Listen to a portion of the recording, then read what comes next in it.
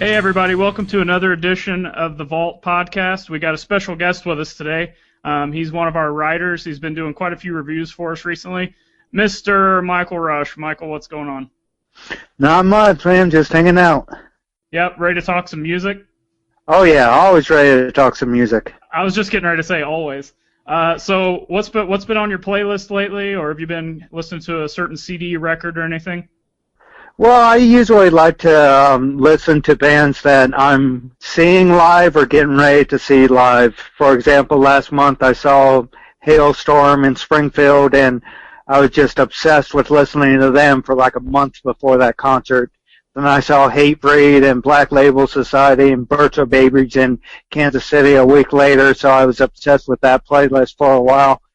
Right now I'm just looking at the concert festivals that are coming up this summer, those lineups, trying to find some new bands from that, because that's usually how I find my new music is the festival lineup. So I found, Amaranthine on YouTube, and they're getting ready to tour the U.S. this spring, and just refreshing my memory on old bands like Godsmack and stuff like that are getting ready to come to some of these festivals.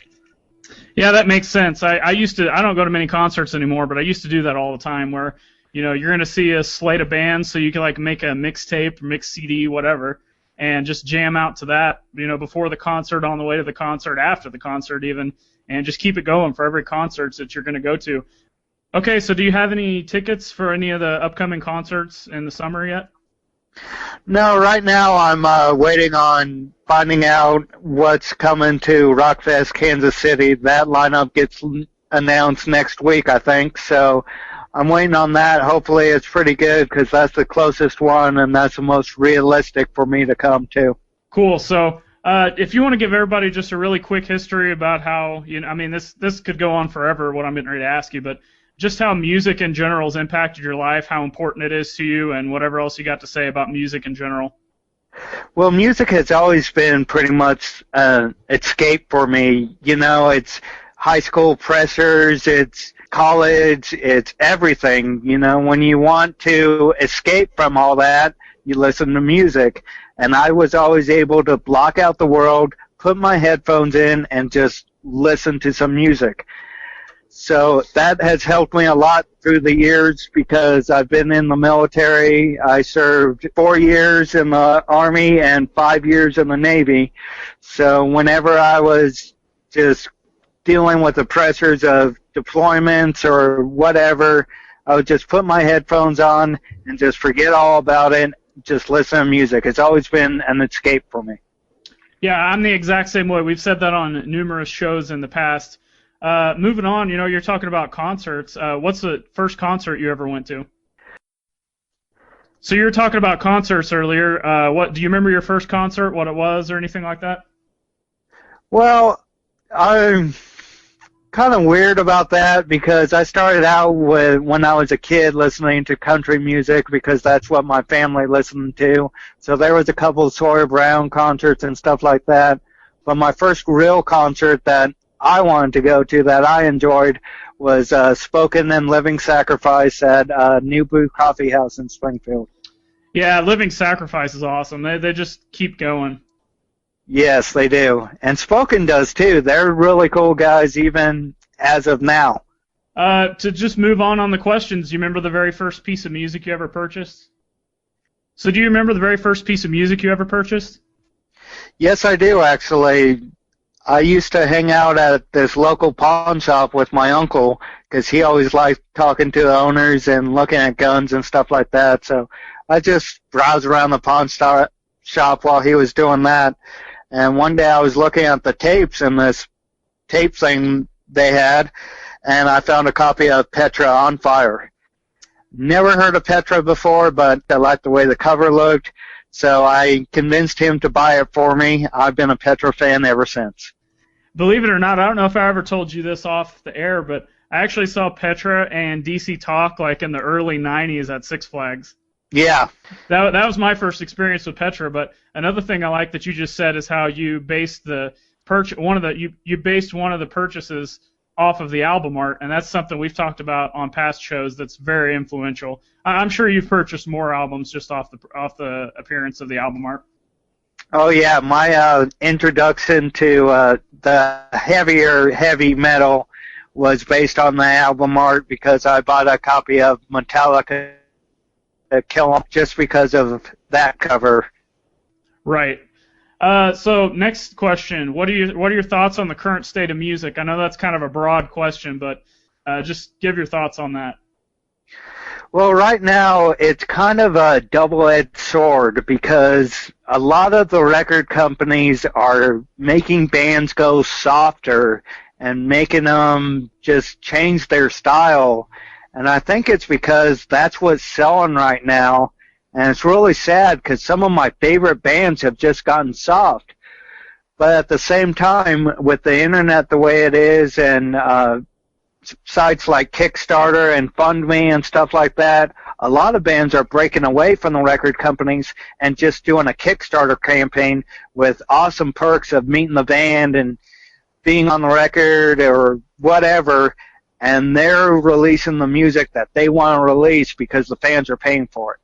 Yeah, that goes back to the old school DIY punk rock thing where, you do everything yourself, and most of the time they're cutting out the middleman on that, so they're actually making probably more money even using Kickstarter campaigns or GoFundMe or any of the other stuff like that. Oh, yeah. And also, I think it's kind of interesting you mentioned that you said you thought they were going soft. I don't know if it's that maybe they're going soft, but maybe they're changing their style to fit something that sounds a little bit more digestible to the average person. Does that make sense? Yeah. And that's regardless of the genre. We talk about all kinds of genres on here and how most of them tend to sometimes go mainstream when they get big. They'll change their style just a little bit. They might be not as heavy. They might change their lyric content, anything like that. So next question. What are your favorite and least favorite genres of music? Well, right now I'm listening to a lot of European music. Music has such a greater appreciation overseas than it does over here. So I'm listening to like Nightwish and Amaranthine and just the bands that most people don't get to hear of. I'm looking them up on YouTube and I'm finding all these bands from overseas. So I'm a big metalhead, but I like to slow down sometimes too and listen to some classical or something like that. Those are my favorites. It's just kind of sad sometimes when bands stay in the business for too long or they retire and then they come back. Like obviously New Kids on the Block is making another comeback, and all these old bands are just coming back. They were famous in the 90s, and now they're trying to do it again. You can't sing about 16-year-old girls when you're 40 years old. That's a great point that I've never actually even thought about. Good job bringing that up. One other thing you just brought up is searching. You've actually mentioned it twice, is searching up YouTube for bands. We talk about how technology has kind of killed music as far as album sales go, but I'm sure you'll agree with me that if it wasn't for YouTube, you probably wouldn't know about half of these bands. Oh, no, definitely not. I mean, I was so annoyed at first when YouTube started doing the recommended videos that I was just hating it because I listen to a wide range of stuff, and I don't want to, even though I like Hollywood Undead, I'm not going to listen to Eminem. It's white rappers, but it's a different style of rap. But once I really started getting into it and watching more videos and actually searching for stuff that I've never heard of before, it just opened a whole new world of music to me. Yep, same here. I mean, I find almost all the new bands that I find now are off of YouTube, and a lot of times the new bands are actually old bands, but they're new to me, you know what I mean? Oh, yeah. All right, let's see. Next question. This one you could go on for a while, but I made you narrow it down. So what's your 5 most influential bands, artists, singers, whatever? Okay, well, I love Hatebreed. I've listened to them since high school. They've been a huge influence on my life. Korn as well. Korn's been there for me through thick and thin. I'm listening to, and they've been a huge influence on me lately. POD, obviously, I've seen them go from being famous I mean, being nobodies to being famous and back to doing their own thing. And then Project 86 I'm listening to a lot lately because they're doing the DIY stuff and they're finally making the music they want to make. I've always liked Project 86. I mean, even, you know, they've kind of went through a few style changes, but I thought they've always put out pretty solid albums. Oh, yeah, always. But there was one there right in the middle, Rival Fractions, that it wasn't the Project 86 I was expecting when I got it. And it was just a huge change for them that I wasn't expecting it. But then they went solo after that. And, you know, they dropped their record company and they started doing DIY. And they released Wait for the Siren, and that's one of my favorite albums from them for years. I mean, I got that in my car right now. I've been jamming to that.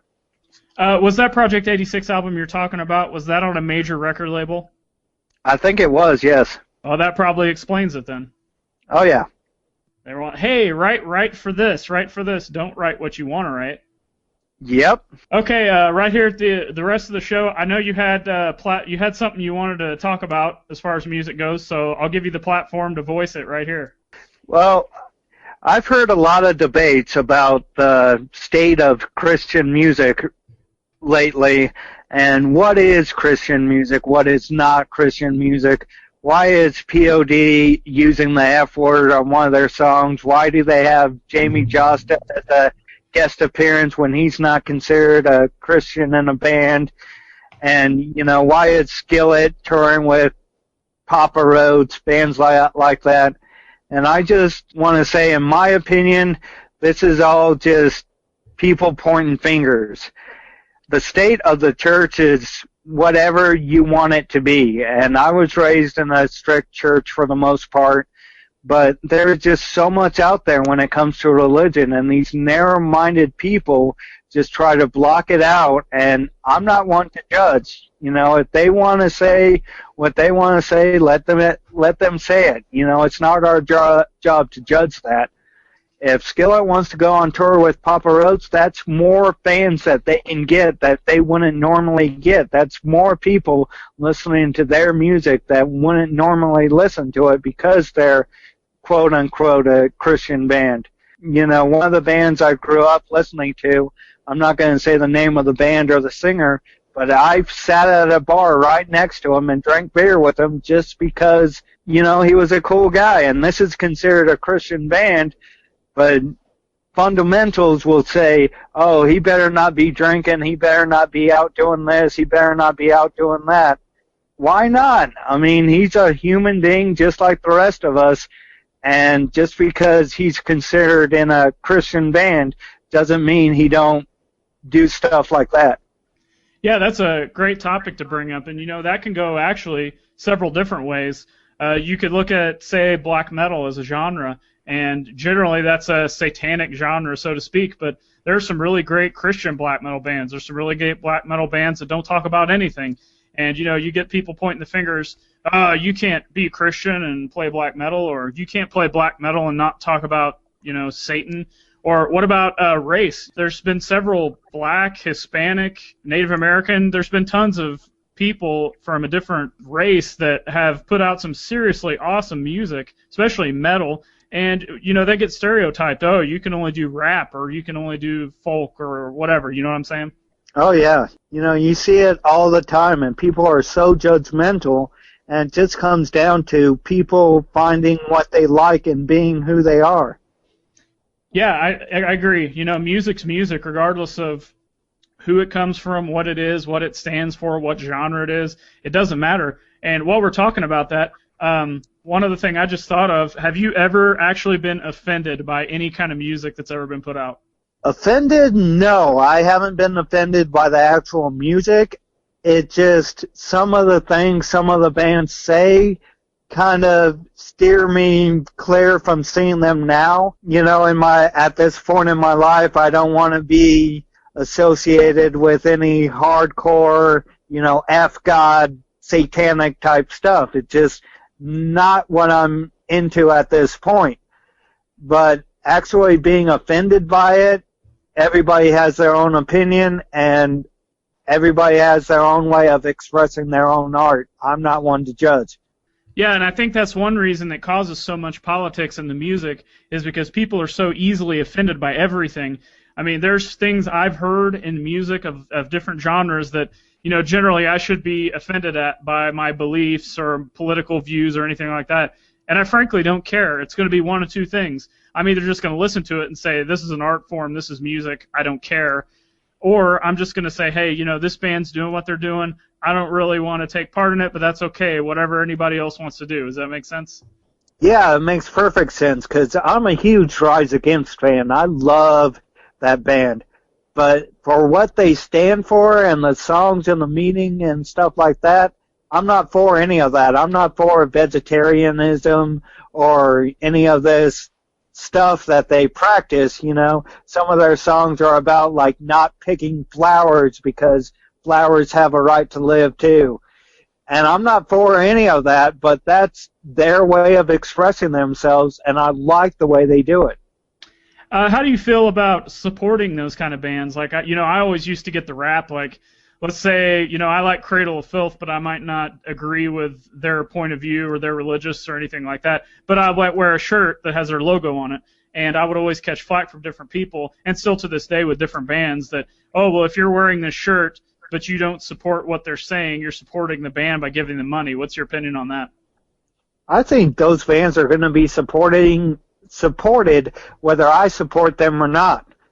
If I like the music, then I'm going to listen to the music or not, and my opinion isn't going to make any difference in the grand scheme of things of how much those bands make. Yep, I totally agree. And if they're, if like the local bands might be the only ones that are really going to make a ton of money off of you supporting them. But if this is a Motley Crue or a Metallica, and you think you're supporting them by buying their shirts, you're probably not. Yeah, I mean they probably don't make. They'll go into production and record companies and stores and stuff like that. So it's just like I like the band. I'm showing my support by wearing the shirt, and I'm getting other people to open their minds to that type of music. One other thing I want to bring up that we haven't talked about yet is your style of reviews, actually. Guys, if you haven't checked it out, just go check out some of these band reviews, or the album reviews, I should say, that we've done, and just look at the end of them. It has the name of who's written the review. Anything that says Michael on it, check it out. One difference in his style compared to ours is that he's been writing reviews based on how the bands affect him, not necessarily like I do a lot of reviews based on the sounds, the quality, how the songs are structured, that kind of stuff. But Michael, do you want to tell us a little bit about your reviewing style? Well, I don't like getting into all the technical stuff of the double bass goes here and this has electro, that kind of stuff. I like more simple stuff on how the song is affecting me at a time of my life. Like the Art of Dying review that I wrote, I bought that album at a very, very dark time in my life when I had just gotten back from, a bad weekend in Vegas, and I spent my last $10 on this album, and it ended up just being such an influential thing. Like, I'm not the only one going through hard times right now, and this band is talking about it, and I felt more like I was in the company of friends more than I was listening to just a CD. Yeah, I totally agree. The motivation factor of some of these bands that you listed, they're like your descriptions of your reviews when I'm reading them. I can almost feel like what you're talking about, and that just brings up another point: is the motivation of music. You just said that how the Art of Dying album that you bought made you feel, and I can say that like I could throw on make some death metal, like some Morbid Angel or something, and no matter what my mood is, it makes me want to like run through a wall or just get a bunch of work done, as opposed to generally you would think, hey, you're listening to death metal, you must be morbid or depressed or suicidal. You know what I'm saying? Yeah, and that just goes back to generalizations and people pointing fingers. Everybody's gonna hate sometimes. I read a quote from a guy that's actually in a band that I listen to, and he said, haters will watch you walk on water and turn around and say it's just you can't swim. people are going to hate, and people are going to point their fingers and do that kind of stuff. But if music makes me happy, if that's what gets me off my tail to exercise or to go out and run or to do whatever I need to do, just to get through everyday life. Yeah, then I'm going to listen to it no matter what some finger pointer says that it does to that. Before we close out the show, do you got anything else you want to talk about, say, or anything? The forum's yours. Well, I was thinking, these summer concerts coming up, there's a lot of big bands coming through, and this band and that band. I don't really know anymore who's retired and who's coming through and who's on their last tour. I'm thinking that some of these bands are promoting their last tour ever, like Motley Crue, for instance, just to sell more tickets, and then they're turning around the next summer and being on some of these festivals. Yeah, I've kind of gathered that a couple of years ago. You would see, like, I can't think of anything specific, but you'd see a band that says, "Oh, we're doing our farewell tour," and then 3 years later, "Hey, we're coming out with a new album and we're going to do a final farewell tour." That really doesn't work. Yeah, I talked to somebody at the Hailstorm concert that spent $1,500 on a meet and greet pass for a Motley Crue tour because it was their last one. And now I'm seeing, I think I saw them on a lineup for one of these summer festivals in like Australia or something like that. If it's their final tour, they didn't say final U.S. tour as far as I'm thinking. Yeah, I just get confused by all that stuff. So, all right, guys, with that, we'll close the show. Make sure to check out the reviews that Michael's done and I've done and Brent's done, and we'll come back next week with another show. See ya. Later.